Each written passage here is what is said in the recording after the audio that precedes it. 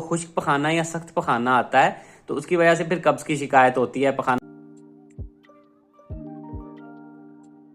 अस्सलामुअलैकुम, मैं मोहम्मद अवैस आपसे मुखातिब हूँ। आज की इस वीडियो में मैं रिव्यू करूंगा डुफालेक्स सिरप का। तो डुफालेक्स सिरप के बारे में हम लोग जानेंगे, इसके क्या क्या फ़वाइद हैं, इसके क्या क्या नुकसानात हो सकते हैं, तरीका इस्तेमाल क्या है और किन किन तकालीफ में इसका इस्तेमाल किया जाता है। तो ये सारी डिटेल इंशाल्लाह इस वीडियो में दूंगा। लेकिन उससे पहले अगर आपको इस तरह की मेडिकल से रिलेटेड और मेडिसिन से रिलेटेड वीडियोस देखना पसंद है तो मेरे चैनल को सब्सक्राइब कीजिएगा, साथ में बेल आइकन का भी जरूर दबाइएगा और अगर लास्ट में वीडियो पसंद आए वीडियो को लाइक भी जरूर कीजिएगा। तो चलते हैं अपने टॉपिक की तरफ। तो सबसे पहले अगर बात की जाए तो ब्रांड नेम है डुफालेक। एबट फार्मा की प्रोडक्ट है। एबट फार्मा एक मल्टीनेशनल फार्मा है। इसकी तमाम अद्वियात बड़े अच्छे रिजल्ट के साथ आती हैं।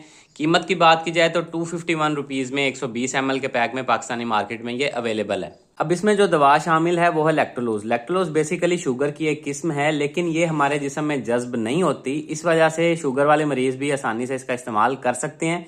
ये काम ऐसे करती है कि जब आप इसका इस्तेमाल करते हैं तो ये हमारी आंतों में पहुंचती है, वहां पे पार्टिकल्स की शक्ल इख्तियार करती है और जिस्म के मुख्तलिफ हिस्सों से पानी को खींच के आंतों में लाने में मदद देती है, जिसकी वजह से आपका पखाना नरम रहता है, सॉफ्ट रहता है, सॉफ्टनिंग ऑफ स्टूल होती है।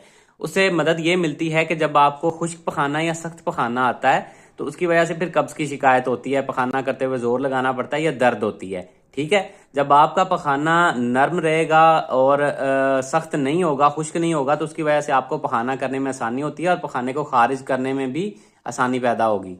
अब जिन मसाइल में इसका सबसे ज्यादा यूज होता है उसमें पहले नंबर पे कॉन्स्टिपेशन ही है, यानी कि कब्ज है। दूसरे नंबर पे कब्ज से रिलेटेड मसाइल, कब्ज से रिलेटेड मसाइल यानी कि बवासीर। बवासीर में भी हेमरॉइड्स बन जाते हैं और जब आप पखाना करते हैं तो आपको तकलीफ होती है या ब्लीडिंग होती है, तो उस वजह से उस कब्ज को दूर करने के लिए भी इसका इस्तेमाल करवाया जाता है ताकि तकलीफ और ब्लीडिंग कम से कम हो। उसके अलावा एनल फिशर, एनल फिशर भी कब्ज की वजह से होता है। जब आप ज़्यादा जोर लगा के पखाना करते हैं कब्ज की वजह से तो वहाँ पे एक चीरा आ जाता है या जख्म हो जाता है मकद पखाने वाली जगह पे, वहाँ से फिर ब्लीडिंग होती है और दर्द होती है। तो उस कंडीशन को भी बेहतर करने के लिए इसका इस्तेमाल करवाया जाता है।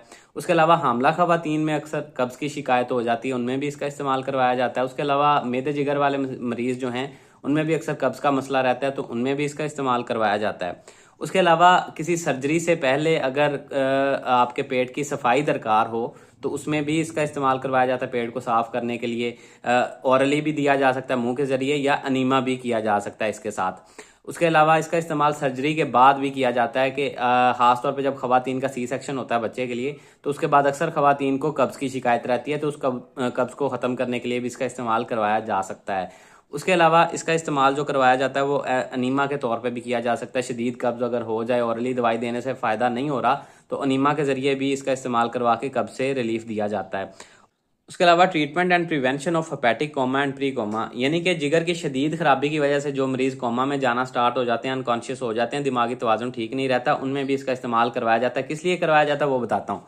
इस कंडीशन को हम बोलते हैं हेपेटिक एनसेफलोपैथी। जिगर शदीद मुतासर होता है। जब हमारा जिगर बिल्कुल सेहतमंद होता है, सही से वर्क कर रहा होता है, तो वो मुख्तलिफ टॉक्सिन्स को या फासद मादों को हमारे जिस्म से फिल्टर करके खारिज करता रहता है। लेकिन जब जिगर खराब हो जाए, सही से फंक्शन ना कर पाए, तो ये टॉक्सिन्स हमारे जिस्म से खारिज नहीं हो पाते और हमारे जिस्म में इनकी मिकदार, खून में मिकदार बहुत ज़्यादा बढ़ जाती है। फिर ये टॉक्सिन हमारे दिमाग पे जाके असर करते हैं, जिसकी वजह से मरीज कोमा में जाता है। इसमें पहले नंबर पे अमोनिया की मिकदार बहुत ज़्यादा बढ़ जाती है। अमोनिया की मिकदार बढ़ने से ये दिमागी कोमा स्टार्ट होता है, दिमागी हालत खराब होती है।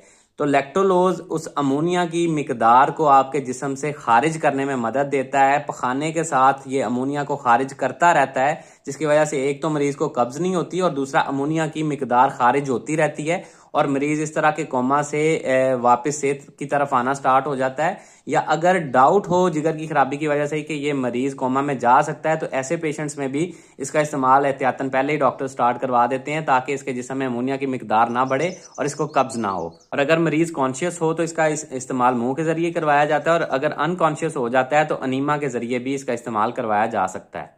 अब बात कर लेते हैं इसके नुकसानात की। तो ऐसे इसके कोई ज्यादा साइड इफेक्ट्स आपको देखने में नहीं मिलते, अलबत्ता अगर इसको ओवरडोज किया जाए तो आपके मैदे में दर्द, पेट में दर्द, उल्टी मतली की कैफियत या लूज मोशन, डायरिया वगैरह आपको देखने में मिल सकता है। लेकिन बगैर डॉक्टर के मशवरे के ज्यादा लंबे अरसे के लिए इसका इस्तेमाल खुद से नहीं करना चाहिए।